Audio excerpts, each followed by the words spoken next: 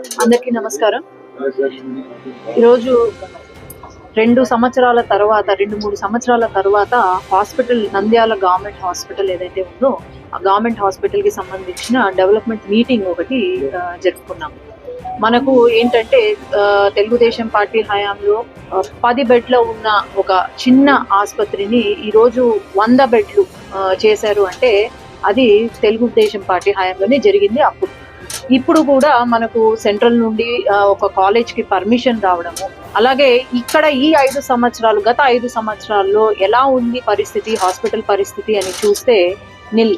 మరి నంద్యాలలో అనుకుంటా జగన్మోహన్ రెడ్డి అప్పుడు సీఎం వచ్చి ఈ నంద్యాల హాస్పిటల్ కి ఎంఆర్ఐ ఇస్తాను, సిటీ ఇస్తాను, పెట్ స్కాన్ ఇస్తాను అని చాలా పెద్ద పెద్ద మాటలు కూసారు.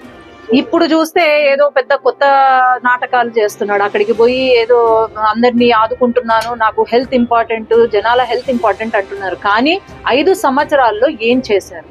ఇక్కడ ఈ హాస్పిటల్ నంద్యాల హాస్పిటల్ అంటేనే ఎవ్వరు రాలేని పరిస్థితి. అమ్మ మాకెందుకులే, ఇక్కడికి వస్తే చనిపోతారు పేషెంట్లు అనే పరిస్థితికి వచ్చింది. కాబట్టి ఇక్కడ ఒక డాక్టర్ గా నేను ఎంపీ అయినా ఫస్ట్ నేను ప్రొఫెషనల్లీ ఐఎమ్ డాక్టర్ కాబట్టి ఖచ్చితంగా ఫారూక్ గారి ఆధ్వర్యంలో కలెక్టర్ గారు ఉన్నారు, అందరము కలిసి ఈ హాస్పిటల్ డెవలప్మెంట్ మనము ఫస్ట్ ప్రయారిటీ ఇచ్చి ఖచ్చితంగా ఫండ్స్ తీసుకొచ్చి, అట్లాగే కాలేజ్ వస్తుంది, కాలేజ్ కి కూడా ఫండ్స్ తీసుకొచ్చి మనము ఇక్కడ ఉన్న హాస్పిటల్ ని అభివృద్ధి చేయాలని మాకు ఫస్ట్ ప్రయారిటీ.